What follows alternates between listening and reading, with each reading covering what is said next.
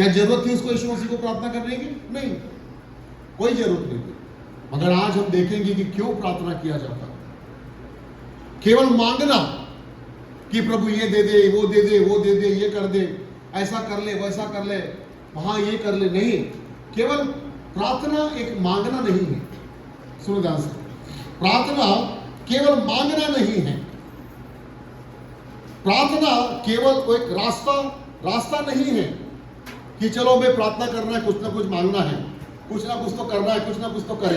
नहीं, आप बिल्कुल भी गलत हो। प्रार्थना केवल मांगने के लिए नहीं, प्रभु मेरे बेटी को आशीष दे, मेरे बेटी को आशीष दे, ये कर ले, वो कर ले, प्रभु ऐसा कर। पूरा दिन पूरा समय प्रार्थना में खाली परमेश्वर को काम में लगाते हैं, बस। ये प्रार्थना नहीं है। मैंने बोला ना, ये प्रार्थना का केवल स्ट्रक्चर है जो अभी तक आपने तैयार किया। प्रार्थना इससे भी आगे है। बोलो, प्रार्थना इससे भी आगे है। हालेलुया। आपको ये ध्यान में रखना, केवल प्रार्थना ये कर ले प्रभु, वो कर ले प्रभु, तू यहां जा प्रभु, तू ऐसा कर ले प्रभु, तू ये कर ले प्रभु, तू वो कर ले, ये प्रार्थना नहीं है। क्या यीशु मसीह केवल यही प्रार्थना करता था? नहीं। आपको ये बात ध्यान में रखना, नहीं। उसके प्रार्थना में क्या क्या होता था आपको नहीं पता। बाइबल को जब आप बहुत अच्छे से पढ़ोगे तब बाइबल हमें आप बात सिखाती है कि जब यीशु मसीह प्रार्थना करता था तब क्या क्या होता था। हालेलुया। प्रार्थना केवल परमेश्वर के पास जाने का एक रास्ता है। प्रार्थना एक मार्ग है केवल परमेश्वर के पास जाने का। प्रार्थना परमेश्वर से बातचीत करने का एक तरीका है। मगर ये कि आप प्रार्थनाओं के अंदर में क्या करते हो।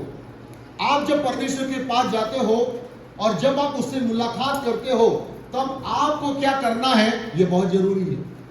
और ये जरूरी है कि आप इस बातों को समझो जो आज मैं आपको बताने जा रहा हूं। आप मेरे साथ निकालो मत्ती की पुस्तक, उसके 17वें अध्याय में और उसका पहला से लेकर 8 वचन में। उसके पहले कि आप वहां पे जाए और एक वचन पढ़ो, याकूब की पुस्तक उसका 4 अध्याय पढ़िए। याकूब की पुस्तक उसका 4 अध्याय और उसके 8 वचन में। याकूब की पुस्तक 4 का 8 जी, क्या पढ़ सकते हैं? परमेश्वर के निकट आओ, परमेश्वर के निकट आओ तो वह भी तुम्हारे निकट सुनो, सबसे पहली चीज, जब तक आप परमेश्वर के निकट नहीं जाते हो। और परमेश्वर के पास जब आप उसके निकट जाने का मतलब क्या है? आपके पास आपके निकट कोई बैठा है और मुझे लगता है कि हर एक व्यक्ति, सुनो, चाहे वो किसी भी जगह पर हो, चाहे आप कहीं जा रहे हो और आप अकेले हो तो कोई बात नहीं, मगर जब आप कहीं जाते हो, मुझे नहीं लगता, अगर आप मार्केट में भी जाना है तब आप किसी व्यक्ति को लेके जाते हो। हाँ, सही है। कभी हम अपनी पत्नी के साथ जाते, कभी पति के साथ जाते हो, कभी दोस्त के साथ जाते हो। अगर आप यहाँ कलीसिया में बैठे हो, मुझे लगता है कि आपके बाजू में जो आपको मानती है और जिसको आप पर भरोसा है, आप उसके बाजू में बैठे हो। हालेलुया। हमारे निकट, देखो बाइबल कहती है प्रार्थना परमेश्वर के निकट जाने का स्थान है। हालेलुया। बोलो, प्रार्थना परमेश्वर के निकट जाने का मार्ग है। अगर आप प्रार्थना नहीं करते हो तो आप परमेश्वर से बहुत दूर हो, इसका मतलब यही होता है। प्रार्थना का मतलब होता है निकट जाना, उसके साथ संगति करना, उसके साथ बैठना, उससे बातें करना। हालेलुया। मगर क्या, कैसी बातें करना? आपको यह ध्यान में रखना, जिस लेवल के अंदर में आप हो उसे कई लेवल के अंदर में आपको आगे बढ़ना पड़ेगा। क्योंकि अभी तक शायद जो स्ट्रक्चर आपने तैयार किया वो केवल मांगने वाला हो सकता है,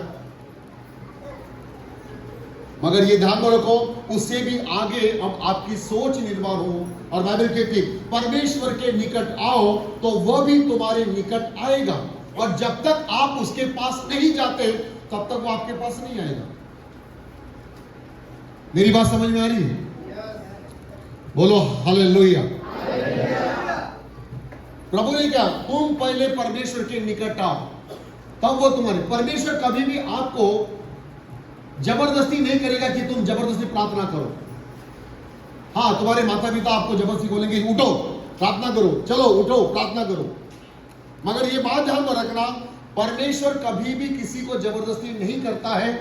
अगर ऐसा होता तो गत्समने बगीचे में जब यीशु से अकेले प्रार्थना कर रहा था, शायद वो अपने चेलों को कहता, हे क्या सो रहे हो, उठो प्रार्थना करो, अभी मैं मरने के लिए जा रहा हूं।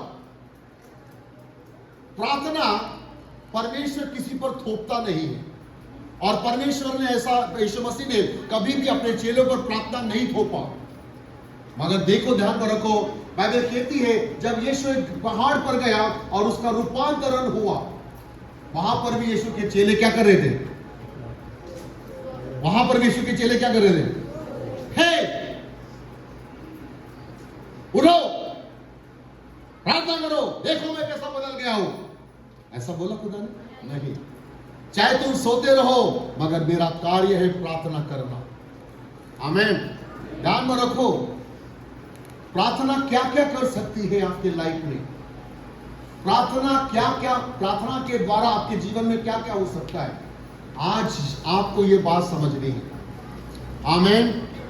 बाइबल कहती है मेरे निकट आओ, परमेश्वर के निकट आओ, वो भी तुम्हारे निकट आएगा।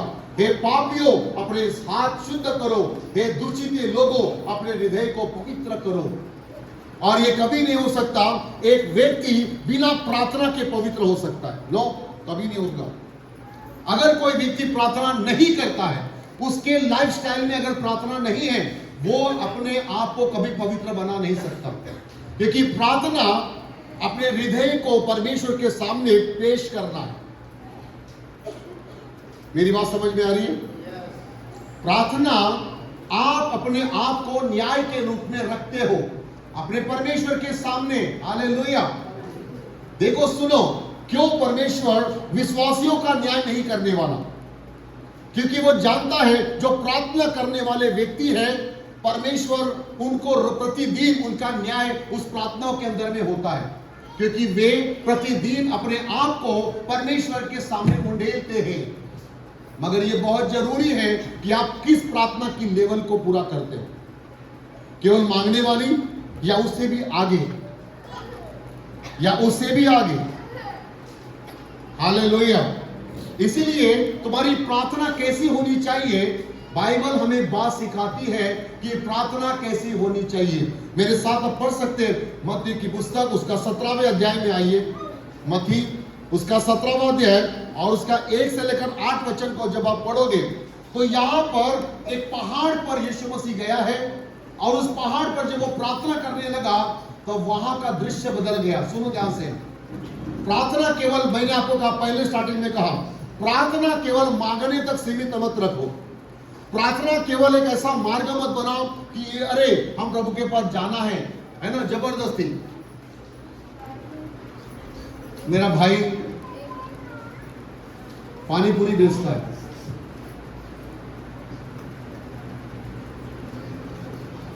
एक नियम है घर के अंदर में, चाहे कुछ भी हो जाए, कितने बजे भी सो जाओ, 4 बजे आपको उठना है, प्रार्थना करना है। सभी लोग परिवार के साथ उठे, प्रार्थना करने लगे, गाना गाए 1-2, और हमारे चाचा ने बोला सुधीर प्रार्थना करो। सुधीर ने प्रार्थना चालू कर दिया, परमेश्वर धन्यवाद, हाँ चल पानी पूरी कितनी की चाहिए कितना लगाओ, 2 प्लेट 3 प्लेट, क्या खाएगा, मीठा खट्टा कैसा चाहिए? सारे लोग हंसने लगे, अरे तू क्या कर रहा है प्रार्थना में। एक पिता अपने बच्चों को उठा सकता है, मगर परमेश्वर कभी जबरदस्ती नहीं करेगा। ये आपके हृदय की बात होनी चाहिए। आमीन। हालेलुया। मैं नहीं सोऊंगा, क्यों? मुझे नींद नहीं आ रही है, क्योंकि मुझे खुदा से बात करनी है। ये ध्यान में रखो, जो परमेश्वर से मिलना चाहते हैं उसे नींद नहीं आती है, जो परमेश्वर को सुनना चाहते हैं उनको कभी नींद नहीं आती है, वो हमेशा जागते हैं। और बाइबल कहती है तुम प्रभु में आत्मा में जागते रहो, कभी सोना नहीं। आमीन। हालेलुया। प्रार्थना एक जागृति है। अगर तुम प्रार्थना नहीं करते हो, तुम अपने परिवार के अंदर में कभी शांति निर्माण नहीं कर सकते। तुम अगर प्रार्थना नहीं करते हो, तुम्हारा रिश्ता अपने परिवार के साथ में अच्छे नहीं होंगे। अगर आप ये चाहते आपके रिश्ते मजबूत हो, आपके परिवार के अंदर में शांति हो, तो 100% आपको प्रार्थना करना बहुत जरूरी है। और आज के समय में मसीह जगत में सबसे बोरिंग विषय अगर कोई है तो वो है प्रार्थना करना। हाँ, मगर जो इससे आगे जाते हैं उनके जीवन में चमत्कार होते हैं। और फिर हम बोलते हैं, प्रभु उसे क्यों आशीष दिया? हम भी तो कलीसिया में आते, हम भी दान देते, हम भी सब कुछ करते, फिर उसको क्यों और मुझे क्यों नहीं? क्योंकि तुझ में और उसमें फर्क है। उसने जाग जाकर प्रभु के निकट जा जाकर उसने अपने आशीषों को प्राप्त किया है।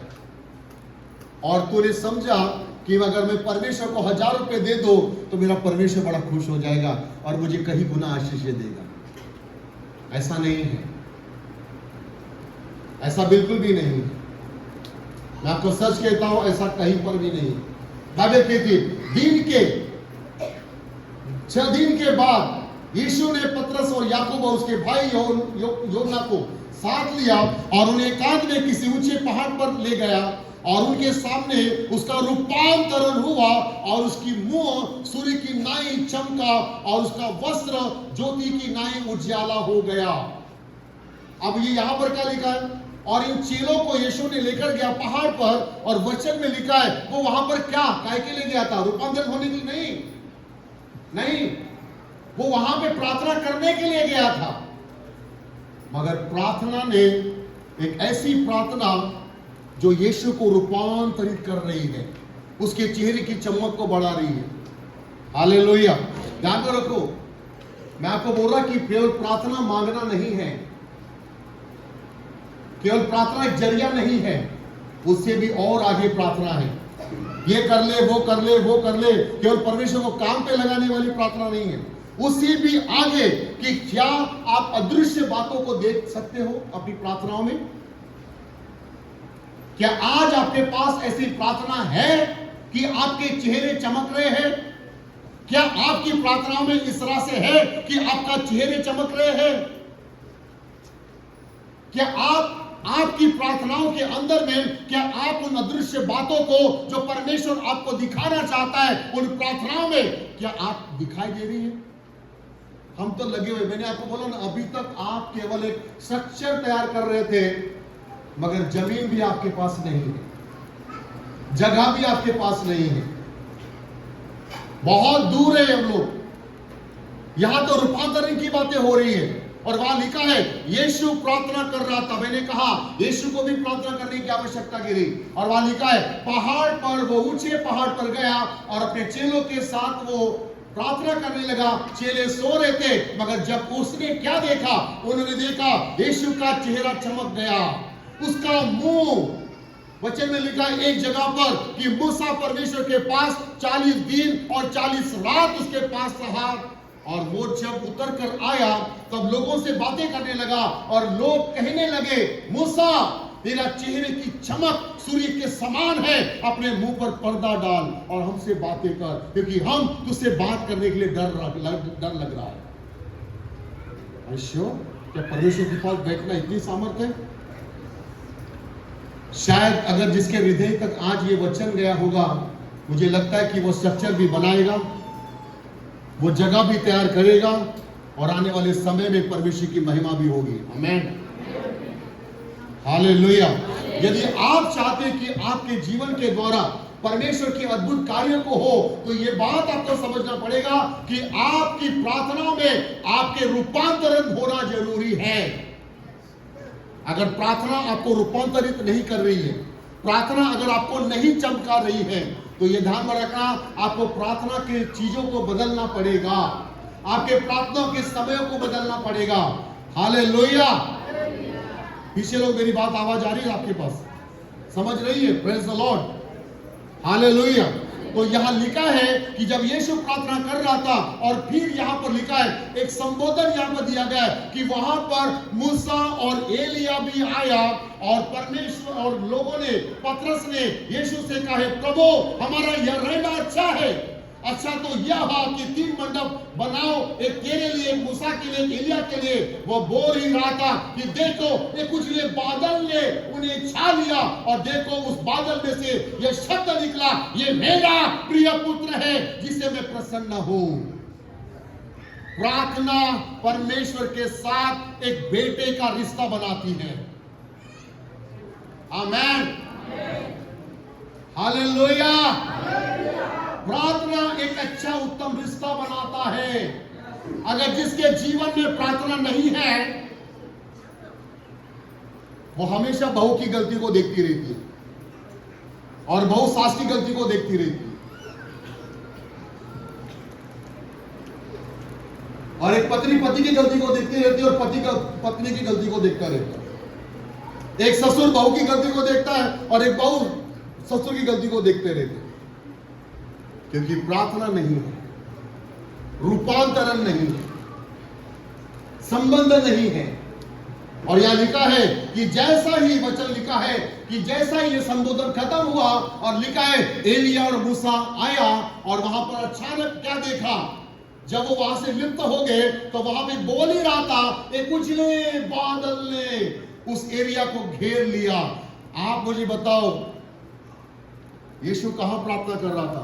अकेले भी जाता था, पहाड़ों पर जाता था प्रार्थना करने के लिए। यहां लिखा है पहाड़ों पर जाता था प्रार्थना करने के लिए, किसी ऊंचे पहाड़ पर ले गया। क्या कभी आपने आज तक अपने लिए कोई स्थान तैयार किया जहां आपको कोई डिस्टर्ब न करे?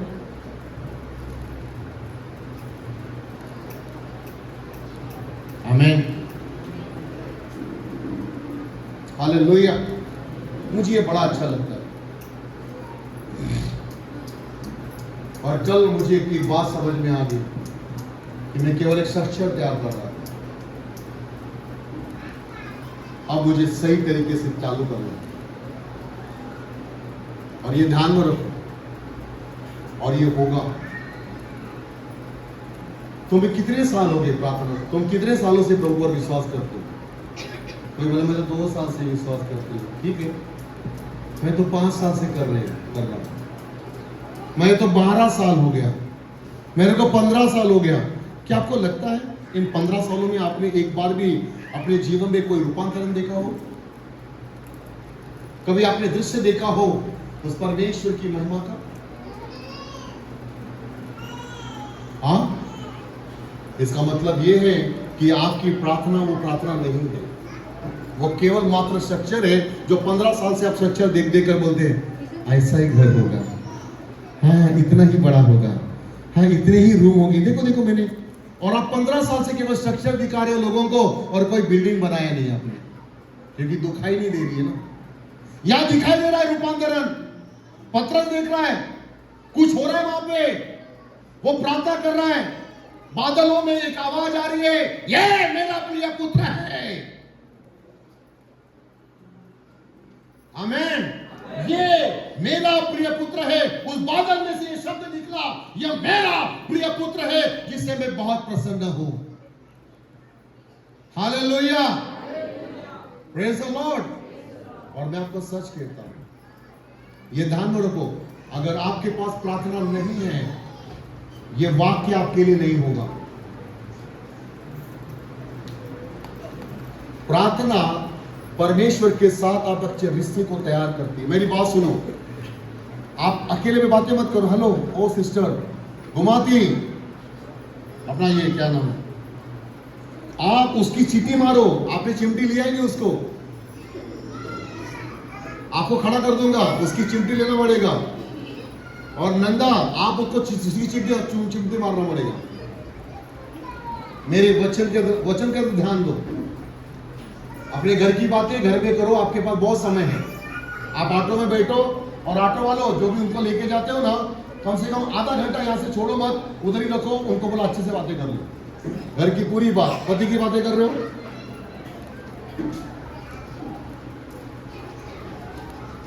आमीन,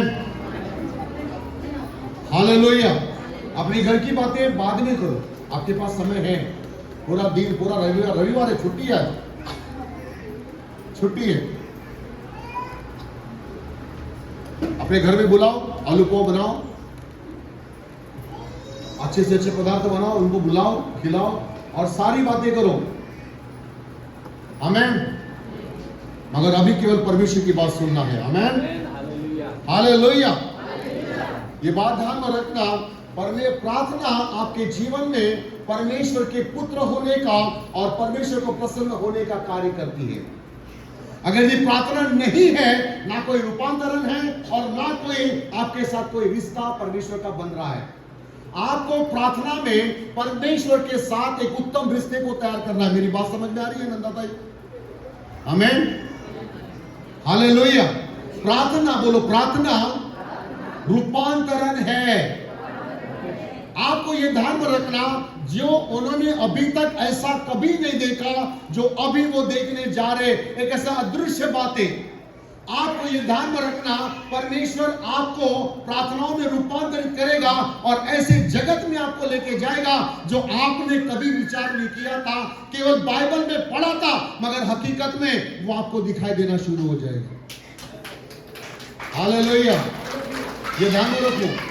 और ये बात अगर आपको समझ में आए, 100% आपके जीवन के अंदर में एक रूपांतरण तब होता है जब आपकी प्रार्थना की लेवल उस ऊंचे पहाड़ों की तरफ चलती है। मेन मकसद ऊंचा पहाड़ नहीं है, मेन मकसद है आपकी प्रार्थना कितनी ऊंची चली गई है। आपकी जगह पर अपनी प्रार्थनाओं को, आपके अंदर की भावनाएं परमेश्वर से बात करने के लिए किस तरह से तैयार कर रही है। आप कैसे परमेश्वर के पास जा रहे हो, आपका मकसद परमेश्वर के पास जाने का क्या है, आपको किस प्रकार से बढ़ना है, आपने किस प्रकार से अपने घर को तैयार करना चाहते हो, आप किस प्रकार से अपना जीवन को जीना चाहते हो, यीशु मसीह के अंदर में यह जरूरी है। आमेन, हालेलुया। देखो प्रार्थना और क्या कर सकती है। बाइबल में लिखा है, जब लोग 400 साल तक मिस्र की गुलामी में थे, और वचन में लिखा है कि वो जो राजा था, वो राजा उनको बहुत सता रहा था, उन्हें काफी काम दे रहा था, ताकि उनके जो बच्चे जो गर्भ में है वो भी मर जाए और उनके गर्भ निकल कर बाहर आ जाए। और उनका काम जो थोड़ा था, उन्हें कई गुना किया, 4 गुना किया। उनको सोने की, जागने की उन्हें इजाजत नहीं दी। जितना वो काम करना है वो काम करना था। बाइबल कहती है, वे लोग कराते रहे और कराते कराते वो प्रार्थना करने लगे और उन्होंने अपने परमेश्वर को याद करना शुरू कर दिया। ध्यान में रखो, बाइबल कहती है, चलो हम लोग पढ़ेंगे निर्गमन की पुस्तक, उसका 2 अध्याय और उसका 23 से लेकर 25 वचन में आ जाइए। मेरी बात समझ में आ रही है प्रार्थना की? हालेलुया। मसीह जगत में सबसे बोरिंग विषय है ये, मगर जिसने इसको अपना लिया, आज वो बहुत से आशीष पाएगा। आमेन, हालेलुया। निर्गमन की पुस्तक 2 अध्याय उसका 23 से लेकर 25 वचन में जाइए। बहुत दिनों के बाद इतने पर मिस्र का राजा मर गया। क्या बोलता है? मिस्र का राजा मर गया। मिस्र का राजा मर गया। हाँ। इजरायली कठिन सेवा के कारण, और इजरायली कठिन सेवा के कारण लंबी लंबी सांस लेकर, लंबी लंबी सांसें लेने लगे, आहें भरने लगे, आहें रोने लगे और पुकार उठे, और पुकार उठे, और उनकी दोहाई जो कठिन सेवा के कारण हुई, वह परमेश्वर तक पहुंची। हाँ, सबसे पहली चीज आपका कराना, आपका रोना, आपका चिल्लाना खुदा के पास पहुंचना जरूरी है। Hallelujah, praise the Lord. आपको एक बात ध्यान में रखना, जब तक आपका कराना, आप रो रहे हो मगर किस लिए, आप चिल्ला रहे हो मगर किस लिए, आप प्रार्थना कर रहे हो मगर किस लिए, आपके प्रार्थना का उद्देश्य, आपके रोने का उद्देश्य, आपके चिल्लाने का उद्देश्य ये होना चाहिए कि आपका रोना, आपका चिल्लाना, उसका उद्देश्य ये हो कि आपका कराना परमेश्वर के पास पहुंचना चाहिए। हालेलुया। आप रो रहे हो मगर खुदा आपका कोई उत्तर नहीं दे रहा है, आप चिल्ला रहे हो मगर खुदा कोई उत्तर नहीं दे रहा है। क्यों? क्योंकि उसने उसका चिल्लाना, उसका रोना परमेश्वर के पास नहीं जा रहा है। ये बात ध्यान में रखो। आपका काम है कि आपका चिल्लाना, आपका प्रार्थना करना, परमेश्वर के नजदीक जाना जरूरी है। हालेलुया। मेरी बात समझ में आ रही है? अगर आप करा रहे हो, आप चिल्ला रहे हो, आप रो रहे हो, आप प्रार्थना कर रहे हो, मगर ये कराना, ये चिल्लाना, ये प्रार्थना करना अगर परमेश्वर के सम्मुख में उन उद्देश्यों को पूरा करने के लिए उसके पास नहीं पहुंच रहा है, आपको समझना है कि मुझे और क्या करना पड़ेगा जिससे मेरा परमेश्वर मेरा उत्तर बन जाए। आमीन। हालेलुया। और ये जरूरी है कि बाइबल ये कहती है कि वहां लिखा है वो राजा मर गया और इस्राएली कठिन सेवा करने पर लंबी लंबी सांसें कर आहे भरने लगे और पुकार उठे। सारे लोग एक साथ, एक मन, एकजुट हो गए वे लोग। अब यहां पर विभाजन नहीं है। अब इनको लगने लगा नहीं, अब हमें केवल परमेश्वर इनमें से बचा सकता है।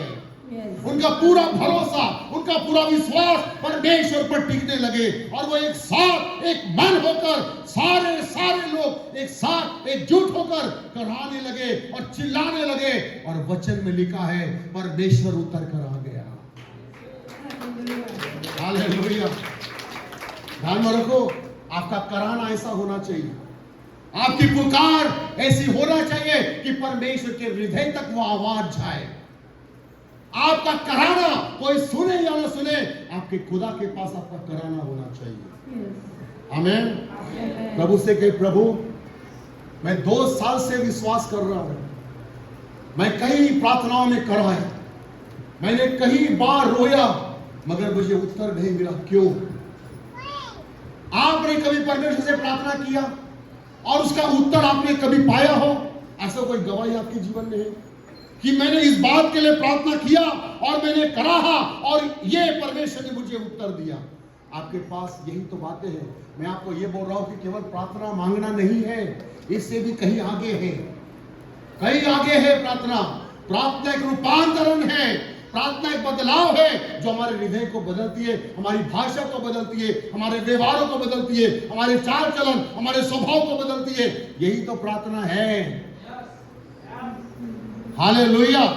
तुम प्रार्थना करते हो और गालियां भी दोगे, नहीं चलेगा। तुम प्रार्थना करते हो, प्रभु भोज में लेते हो मगर दारू के चस्के मारते हो, ये नहीं चलेगा। ध्यान में रखो, एक दिन परमेश्वर न्याय करेगा इन सब चस्कों का। नहीं हो सकता। प्रार्थना पवित्र जीवन को दर्शाती है। यहां लिखा है सब लोग, वहां लिखा है इजरायली, लिखा है, एक नहीं लिखा है इजरायली लोग कठिन सेवा के कारण लंबी लंबी सांसें लेकर आए भरने लगे मतलब लगा नहीं है, वहां पे एक व्यक्ति नहीं है, सारे के सारे चिल्ला रहे, एक मन एकजुट। ये कलीसिया एक कब हो गई? ये कलीसिया में एकता कब आएगी? ये कलीसिया एक दूसरे के लिए कब प्रार्थना करेगी? कब ये दूसरों के कराने को समझेगी कि मेरे पड़ोसी जो मेरे भाई और बहन है उसके जीवन में बड़ा कराना है, दुख है, मुझे उसके लिए लड़ना है, मुझे उसके लिए प्रार्थना करना है। और ये कि वो भाई भी, वो बहन ने मेरे लिए प्रार्थना किया था, वो कठिन समय में वो हमेशा मेरे साथ था, मेरे साथ थी, अब मुझे उसके साथ खड़ा होना है। ये एकजुटता होती है। सब मिलकर बोलो, सब मिलकर क्या करना है? बोलो, प्रार्थना करना है, एक मन होकर